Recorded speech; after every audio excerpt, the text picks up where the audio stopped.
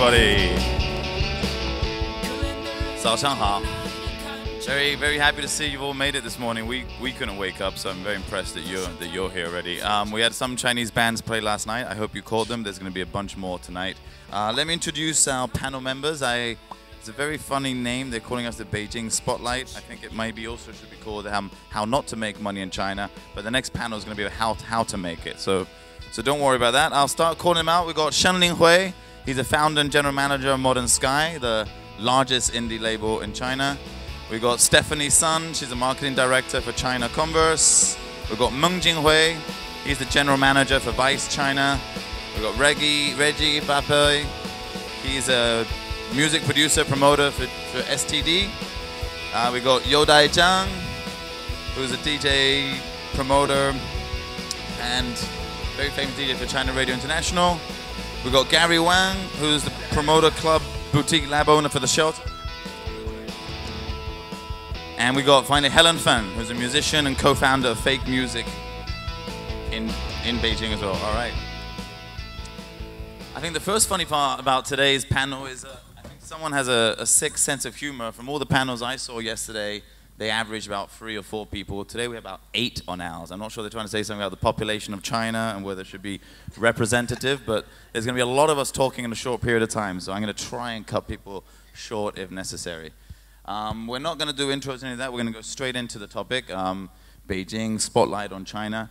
Everybody here, I'm glad that Singapore has got its terrorism under control, because if there were to be a bomb or anything in here, they would pretty much wipe out the Chinese music industry.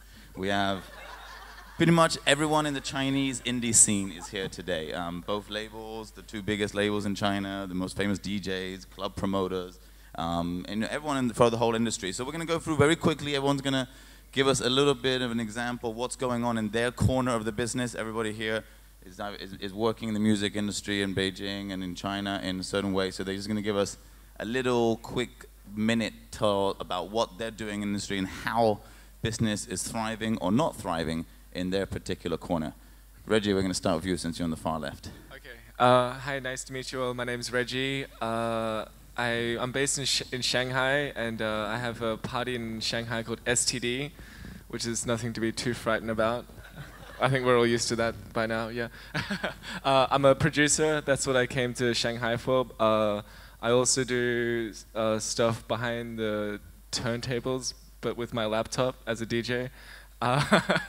And I promote indie parties and live music in Shanghai and around China. The scene right now is pretty interesting. It's kind of come to this point where there's like a fork. It can really succeed, or it can just sort of mellow out. And it's a really interesting point in Shanghai and in China right now with the indie live music scene, which you'll find out soon enough. I'm Stephanie Sun. I'm the marketing director over in Converse China. From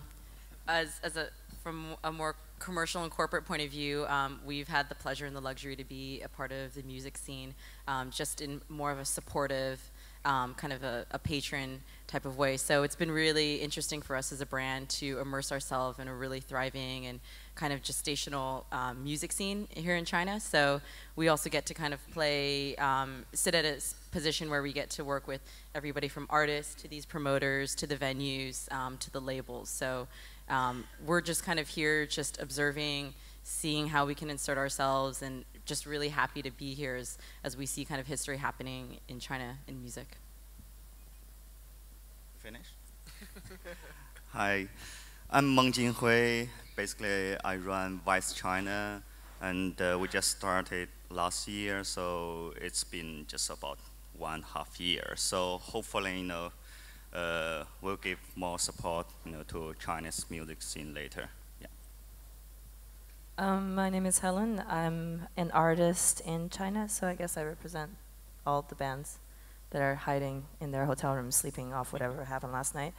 Let's see, what else do I do? I have Fake Music Media, which kind of does promotions, artist management.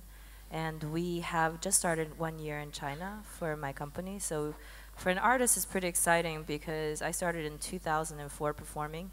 And I remember being in a venue with like 30 people, and everybody was really excited because there was 30 people in the venue, 28 of them bands, 2 of them girlfriends.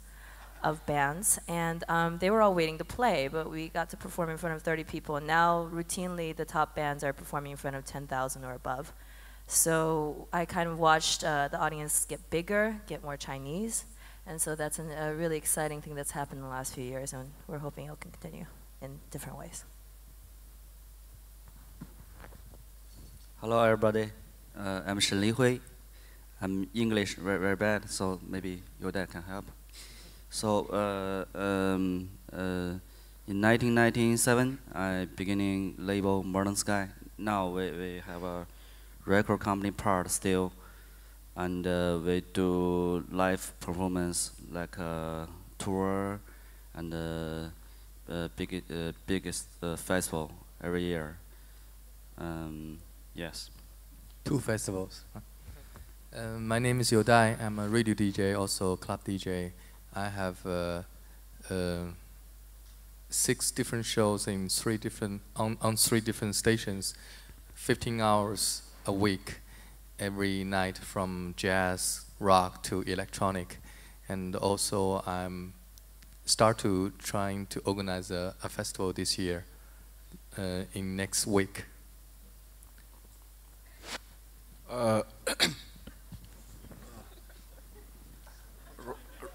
Rough morning.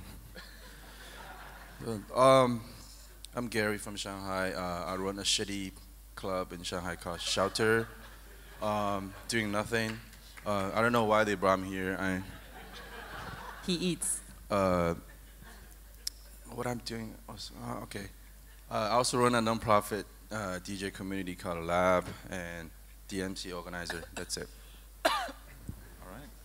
Thank you, Gary. Gary's going to definitely be providing the humor on the panel tonight. I'm quite sure about that one. So we're going to go straight into the main topic now. Whoever also put together this panel also has a sick sense of humor, because we're supposed to focus on Beijing, but there's more people from Shanghai here, which, as I'm going to explain as a moderator, though the moderator's not going to explain, which is weird because most of the music scene in China is centered around Beijing. And that's what we've heard. That's what the panel says. That's what it says in your booklet. But we're going to start discussing that. Let's get into it. I mean, from articles in The Guardian to The Economist, and New York Times, lots of foreign media coverage as well as local Chinese media coverage has focused on the burgeoning Beijing music scene. And if I hear another article using the word burgeoning and alternative in the same sentence, it would make me want to kill myself, because there are a lot of them, believe me. Why don't we talk about that? I mean, is Beijing by far the capital for music in China? Is that not the case? Let's start on the other side. Let's start with Gary this time. Gary, you live in Shanghai. Is Beijing the capital for music? Is it the place in China or not? Why you ask me first? We know you're from Shanghai. Oh, okay.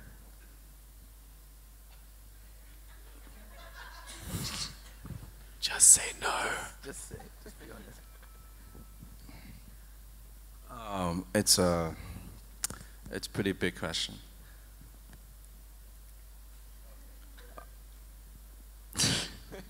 I'm gonna butt what in you here. do? I mean, some people will break it up into genres. Some people say that for rock it's definitely Beijing, but maybe for hip hop, Shanghai is bigger. Maybe you want to break it into genres for us. Well, I think yeah, definitely rock music in Beijing for sure. But in these 3 years, you can see more live house open in Shanghai. Well, it's a shame because they're one from Beijing, right? Mao Live House. So there's more bands play in Shanghai, like pretty much every week, And I think that scene is changing in Shanghai. But I won't say like hip hop scene in Shanghai, because the Beijing actually the hip hop scene in Beijing is pretty amazing, because they have a lot of MCs. If you want me to pick MC from Shanghai, I can't even find anyone. I just be humble, okay? Don't go too far. Okay. You're done. And you mean Beijing? Beijing is the center of because Shanghai is more fashion, finance. Beijing is center of cultural, and a lot of people. Beijing is getting more international city, a lot of interesting people coming to Beijing, and more live house. Even all the live house are struggling to survive, same as record companies. But still a lot of every weekend, I think parties, the live performance, still a lot of happening in Beijing right now. Okay. But you can find some new band every week, right, Shen Hui? Yeah, but Shanghai more money, I think, right? Yeah. Why am I broken? Yeah. So I think very Go important. Yeah, very important things. Beijing have a like system, like industry, music industry have a first things very important. Is a record label. Yeah, maybe Mars like Modern Sky, many. But still have these things. Industry very hard. CD sell very low, but still have a management, record company. I think this is artist is best important things. So have all media in Beijing, music media, like radio, like magazine, like you know. So have a live system, small show and a bigger bigger festival every year. So I think this is all thing is must together. So it's different. But Shanghai, I think, have a good market. You know, ticket sale. You know, so and some still need some like some company must do real I think business, you know. Yeah. Helen? I think up to about 4 years ago, Beijing was really the only city where you can develop a band. You can kind of start in Chengdu or Wuhan or Shanghai, but then you get to a certain level and there's no labels, there's no publicity, there's no radio, there's nothing. So the bands all have to come to Beijing at one point or another in their career to basically become anybody. That's changed now. A lot of bands are staying local, I think in Shanghai and Chengdu.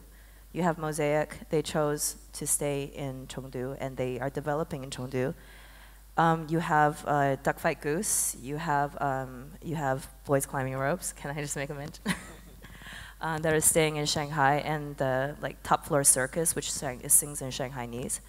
You have venues opening up all over China, and for the first time you can see that bands can develop locally to a certain extent. And now the festival circuit is going to the rest of China out of Beijing. So now with festivals coming in, they pull from local talent, and so now there's basically, there's not a center like it was where everybody eventually gets sucked into Beijing because you have absolutely no choice. You either stay local and have no name, no fame, or you go to Beijing. Now they can be local, they can earn a good living locally, they can headline a festival locally, and I think everything is becoming more spread. As for media, it's still Beijing, but the media is starting to localize because of the social network. And more people are paying attention to the Chinese version of Facebook, which is Douban, and the Chinese version of Twitter, which is Weibo. And they're starting to build more Chinese communities of people around individual bands, venues, and cliques that are more localized. And the major music media really slowly in the last few years, they're just not really mattering very much anymore.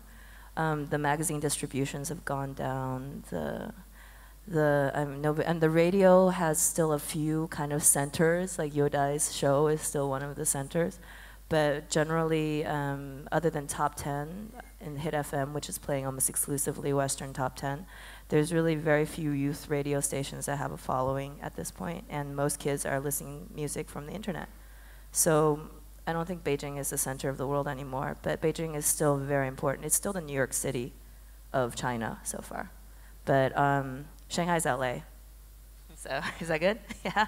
Ooh. It's fine, Helen. Menjinghui. Okay, I'm from LA.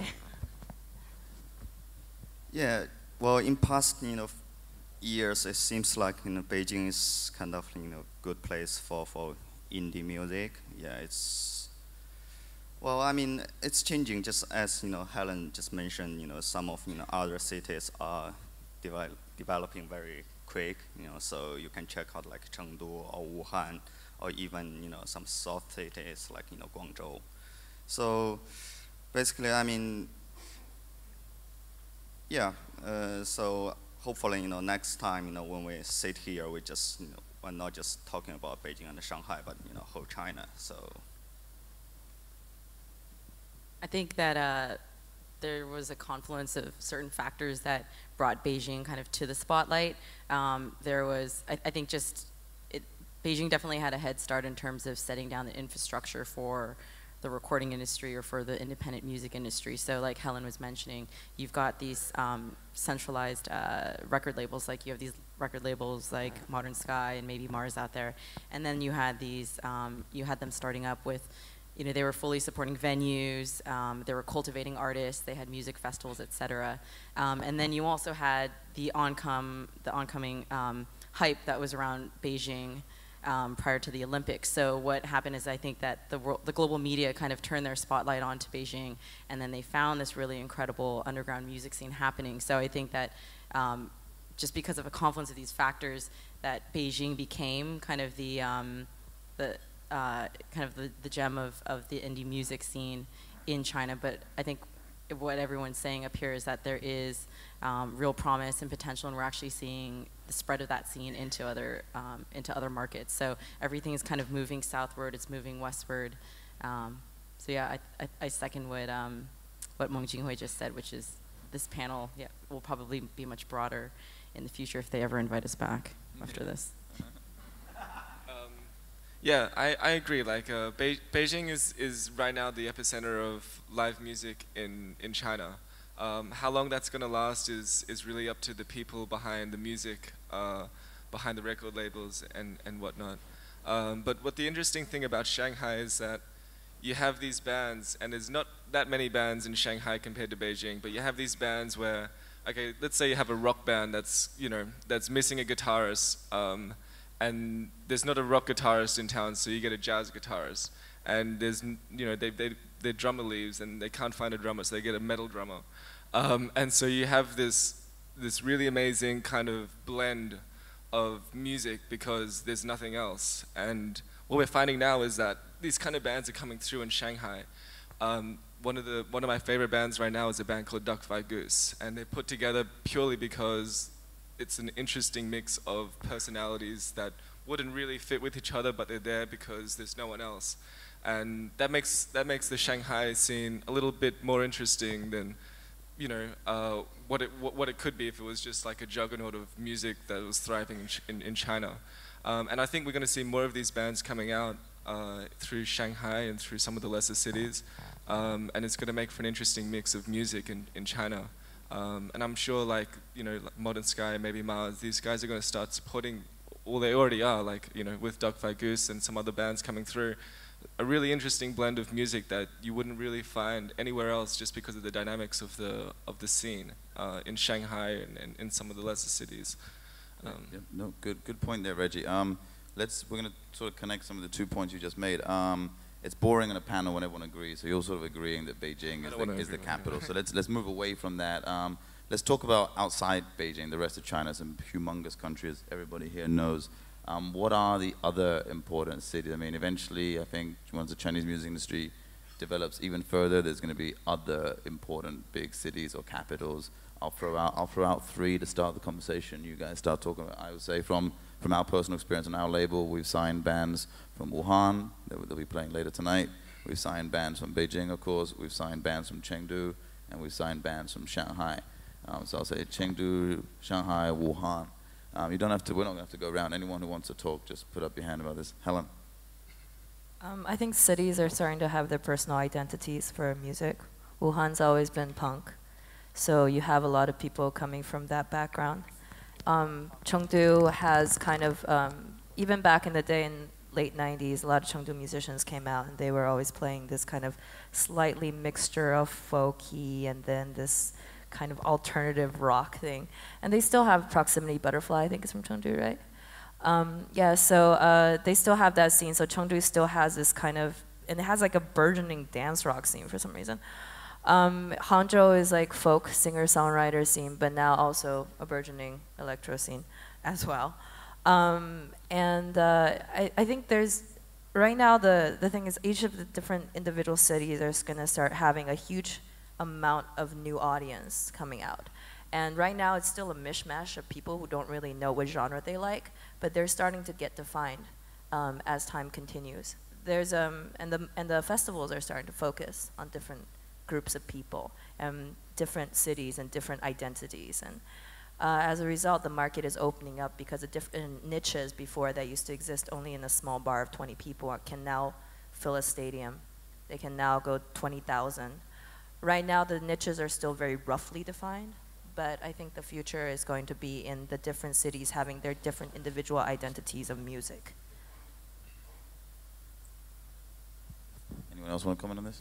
I think it was really helpful at the beginning of kind of the music scene coming up that everyone was focused on one city being Beijing. So because the music community was very small, so it was very helpful that they could at first kind of convene everybody together, get their foothold, and then get started. And I think it will be very interesting to see how local communities or different provinces do insert their different flavor and traditions and perspectives into their music, but it's still an extremely formative stage right now. So I think there's a lot of exploration that's going to happen. There's going to be a lot of strange evolutions that may happen in the near coming time, but I do think there is going to be real beauty to that. I mean, right now I think something that I want to bring up is that, you know, Converse has been able to help bring some of these bands abroad to go perform alongside with other really interesting emerging bands, you know, from the States or from the Western countries. And what I find is that it's pretty eye-opening for these kids to be able to see live music and also hear sounds that they haven't necessarily heard before or explored. And I think that as we kind of come into this next era of Chinese music, I think it's really important that these kids kind of open the aperture of the music that they're exposed to, of the cultures that they see even beyond their local cities as well as even beyond China, because I think that way China can have a unique sound to it, they can have a unique point of view, which I think is kind of a struggling thing right now in terms of being really bold and being really defined about who you are and what you sound like and why you are the way you are. Okay.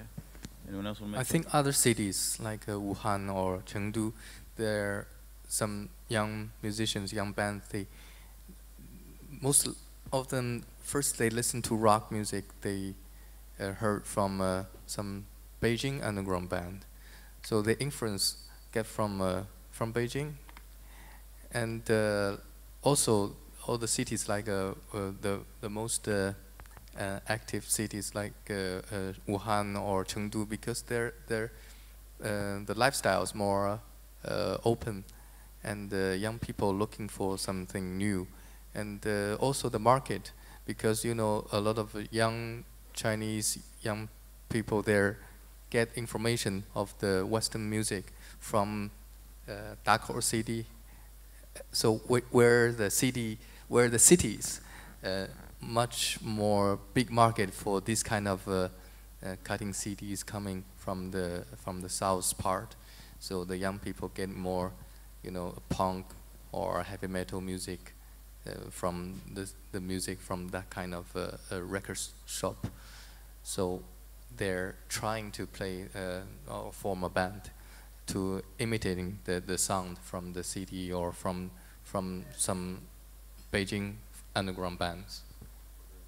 Thank you. I think that's going to be a perfect segue onto our next section, our next discussion here is about. So let's talk about. I think there's a lot of people here in the audience who are all industry professionals, so they know probably how the music industry works in their countries. But for many people, China is a bit of an enigma, or China's kind of shrouded in mystery, and all those romantic terms you can come up with. But from something fascinating that I've experienced in working for label musicians, is if you talk to Chinese musicians, guys who are now currently in bands and sort of blowing up and coming up, you talk about their influences and they'll tell you about, so I think is what you were referring to, how in the old days they had no access to any kind of music except for these CDs that used to come from America called clipped CDs, which maybe you know about them, but they were sort of the throw-out bins, but somehow those throw-out bins from America would end up in China, and these kids would every Saturday go down to the music store. That's when they'd arrive. They'd know they'd arrive, and they'd battle through it, and they'd sometimes judge but just based on the album cover and then go listen to it and be influenced by that kind of music. But I think that's changed a lot now in China, obviously with the internet.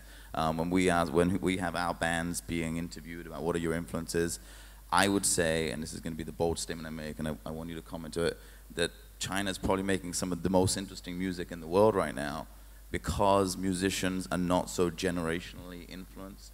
A band in the late 2000s in America, someone pretty much my age, when they were growing up, they listened to Nirvana exclusively or Soundgarden. Or, they definitely grew up on the Seattle sound, but they didn't go back 10 or 20 years further to listen to, Pat Boone or Bob Dylan or anything random like that. But in China, you ask musicians who are your influences, and they'll give you the most eclectic people you've ever, they'll give you someone from the 50s, someone from the 80s, someone from the 70s, and I would say it's all because of the internet, and suddenly they've been opened up to this massive window of music.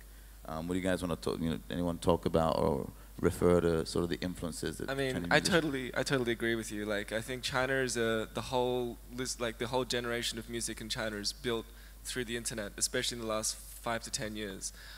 It's developed in a way that's unique to the world because it was playing catch up, and then all of a sudden it was given this entity which was the internet, which you can just dive in and find whatever you want to find. And like you said, some of the people that you've met with the most eclectic, music taste you could ever imagine. Someone that you talk to that loves Radiohead and Björk, but at the same time, loves Maroon 5, Red Hot Chili Peppers, or Snoop Dogg as much as they love, listening to post-rock. And it's really eclectic, and it's kind of amazing, actually. You don't really get to meet this because, a lot of countries, they grow up with MTV, they grow up with Channel V, and they get influenced by these mainstream media sort of content.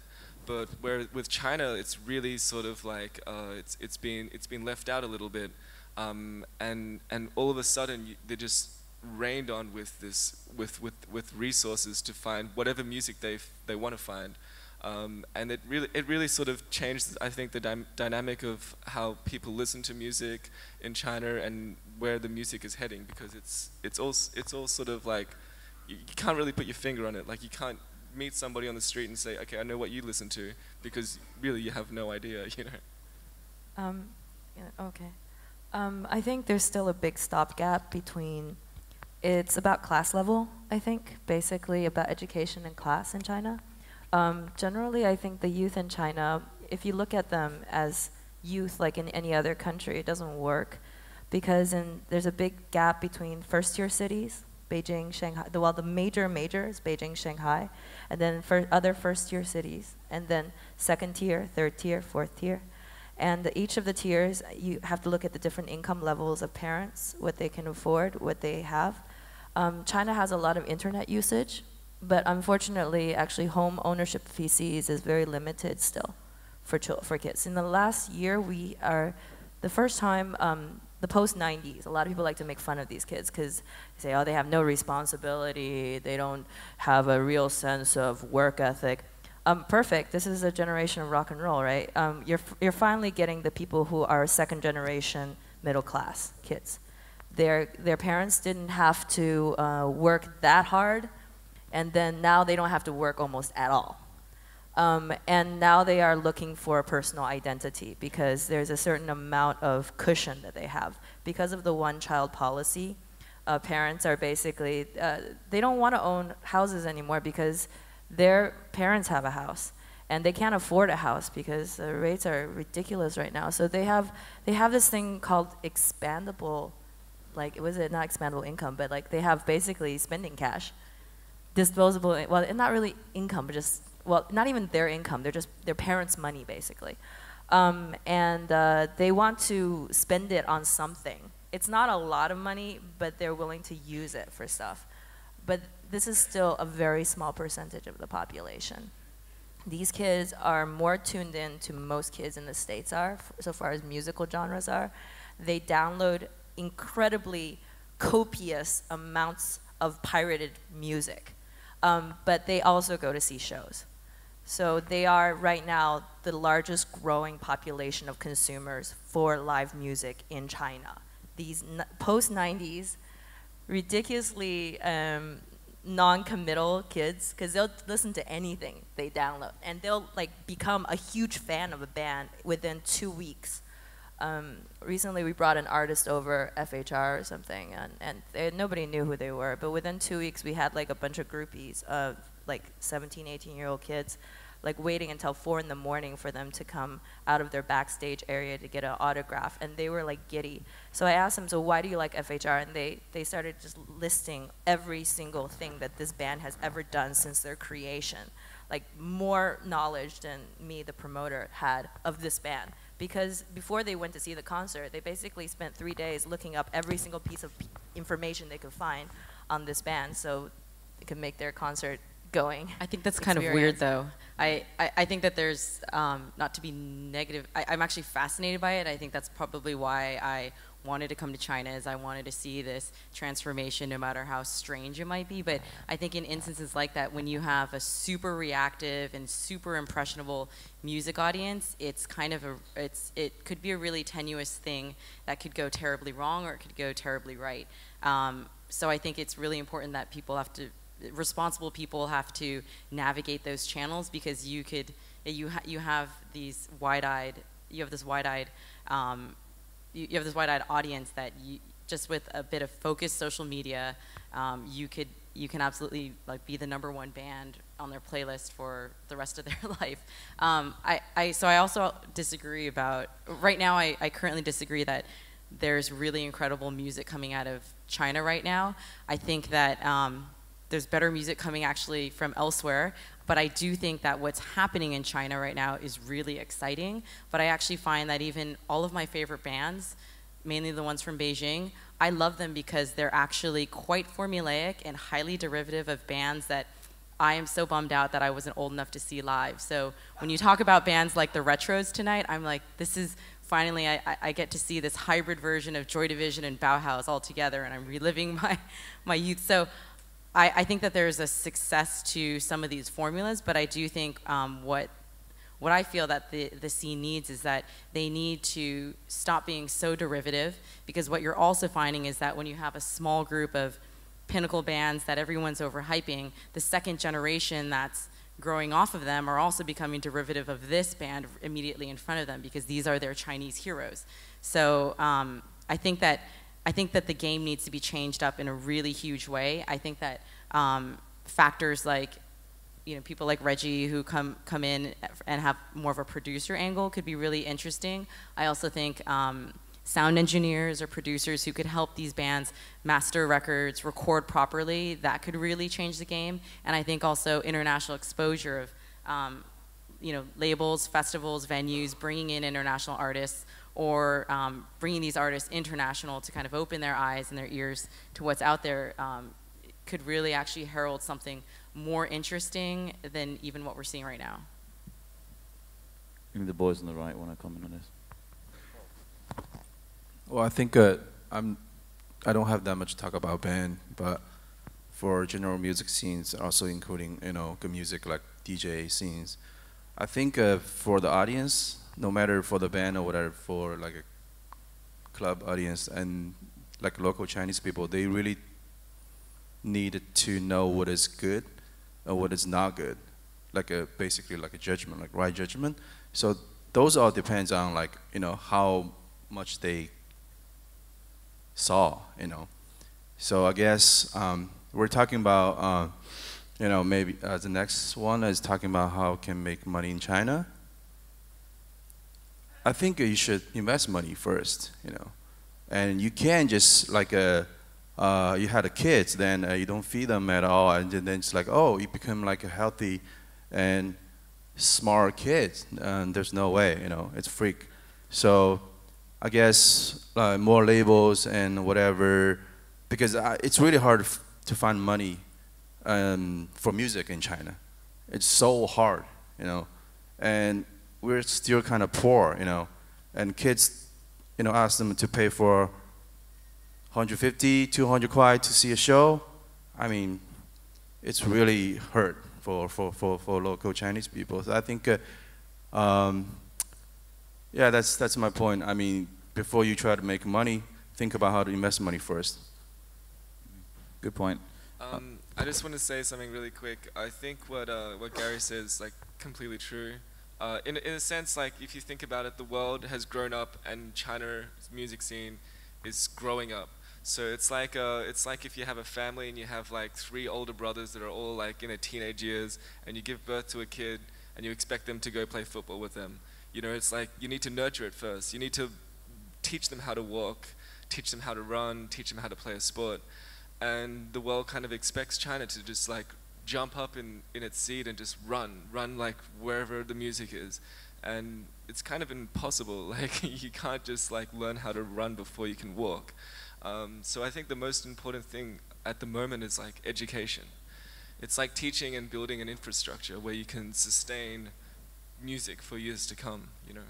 I also think it's inspiration. So Yeah, I think that I think this conference is actually bringing together a lot of really influential and powerful people who come from different sides of the industries. And if you're looking at China, I really do think you should take this matter and you know, and take it quite seriously, which is that there is no constancy to the generation of bands and music in China. Right now, we need to find a way to keep the bands to continue to grow, and also to kind of birth new talent and to give them the inspiration, the motivation, and the proper music education to continue. Okay. Sorry, I'm going to stop you there, Stephanie, because we're running out of time. But no, I totally agree with this. The sucky thing about being moderators, I can't disagree with what Stephanie was saying before about bands being derivative, but we'll talk about that later.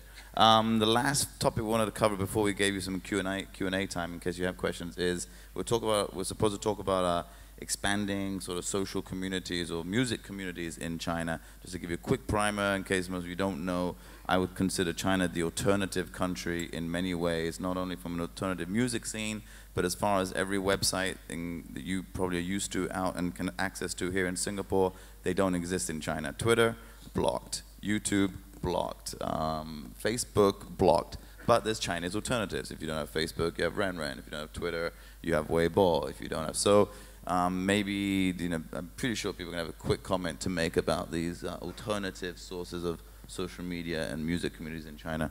Anyone want to jump on it quickly? Well, I think Weibo is great, you know. But before I got on Weibo, I was like, oh, this is bullshit. You know, I don't want to talk about what kind of, you know, meal I ate every day, how many times I shit. Yeah, you do, Gary. Yeah, you Gary do. does. Okay. Yeah, you do. So, whatever. It's not lying. What did you show me yesterday? Ramen. A bowl of ramen. That's right. Okay. But actually, it's really good because I find out like 3 months ago, I decided to like, oh, you know, I have a lot of time, so maybe I should post some music on Weibo, and which is I really like old funk and soul stuff. And but Steph was laughing at me like, yeah, that's kind of stuff no one gonna follow you.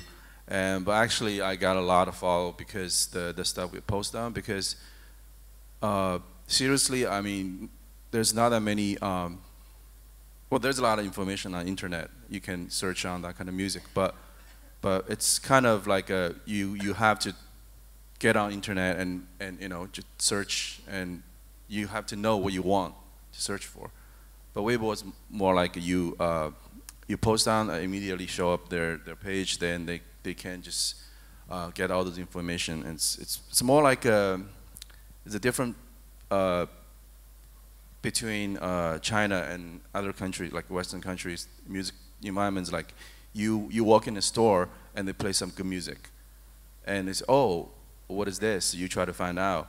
But here is like you don't really get that kind of information and in the public environment. So Weibo is basically have that kind of you know, feeling. You can get that kind of information. Yeah. Easily. Okay. Anyone else quickly want to comment on the alternative communities or music communities in China? electronic? No? No? All right, questions. Let's open up to questions. Anyone have any questions in the audience about China? The big, massive topic. Okay, I see a hand over there. Another hand over there. Do we have mics? If not, just scream and I'll repeat the question. Right, okay. This is all that easy. Oh yeah, I should have specified at the beginning about panel. We're all pretty indie people here. None of the Actually, big. I'm a mainstream pop idol here in Singapore. My name is Stephanie Sun, and if you Google me, I'm actually not who I am. That's a joke, though. No, we are pretty indie centered. The big labels have been around. They were around yesterday. The equivalent of K-pop going in China. No, we can tell you what Sorry? kind of jeans to wear. I think that's what we're Yeah, really all right, good. Skinny okay, ones. that's cool. It's the wrong panel. Oh. The next one. The next one. Any more questions? I saw another hand over there. And we got one here. Can you hear me now? Yes. My name's Derek. I have an independent label based in New York, distributed through Red, which is part of Sony. One of the things I was really interested to hear about are the types of deals that you craft with the artists that you sign. I mean, do you do standard record deals? Are they 360 deals? Do you try to participate in all the various revenue streams? I'm assuming based on what goes on in China that you need to do that. So just wanted to find out. Okay, we have two label people, but I'm the moderator, so I'll let the other label go. One quick thing I forgot to comment right at the beginning, just to give you an idea of how depressing from an income side it can be in China. Why we're the losing money panel. At a South by Southwest conference that I was on recently, there was like 3 different people on the panel. I was representing China. All the Europeans and the Americans were talking about, oh, in America, 50% people pay for money on iTunes and the other 50 download or whatever. In Europe, it was a bit worse. In China, it's 99.9% of people who download for free. No paying, no concept of paying for music. Just to give you an idea what it's like. But deals you make with artists and bands, 360? It means how make money from music style? What kind of deals?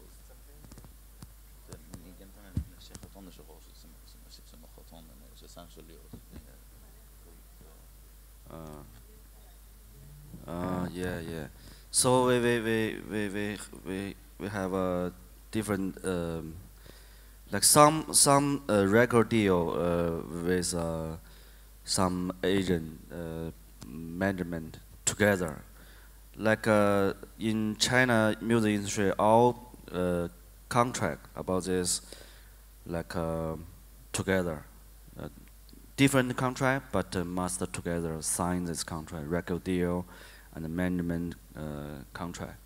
This is major. But some indie deal, we don't care. It's and I'll just quickly summarize from our side, from maybe my side as well. We're heading towards 360, but it's so, we're talking about these other income streams are pennies, so we don't really spend too much time worrying about it because there aren't that many of those other income streams yet. Hoping that'll change. I'm getting told I have to wrap it up real quick. Okay, last question in the front here for Eric. Just yell. Eric with Music is China. Thanks for the panel. We were talking about infrastructure, and one of the things that I didn't hear too much about was how you are actually promoting independent artists beyond Beijing, et cetera. Could you talk a little also about the role of festivals in doing that? Because I think festivals are doing great about music. Okay, I'll repeat the question. He's talking about, I said, we talked a lot about infrastructure in China. How are we actually helping build the infrastructure and promoting independent music around the rest of China? Is that correct? Anyone want to quickly answer that? I think right now the festivals, like that, those two people are kind of responsible for that. Right now, actually, to tell you the truth, we're not doing enough. Outside of festivals, festivals are great because you get a bunch of people in one place listening to a lot of bands. Unfortunately, after the festival leaves, there's nothing there. There are not enough live venues. There are not enough good live venues in China. There are not enough medium-sized venues that can hold more than 200 or 300 people. There are not enough recording studios that are dedicated to artists that have a reasonable amount of pricing so they can actually record. There are absolutely very, very few music academies that do modern music.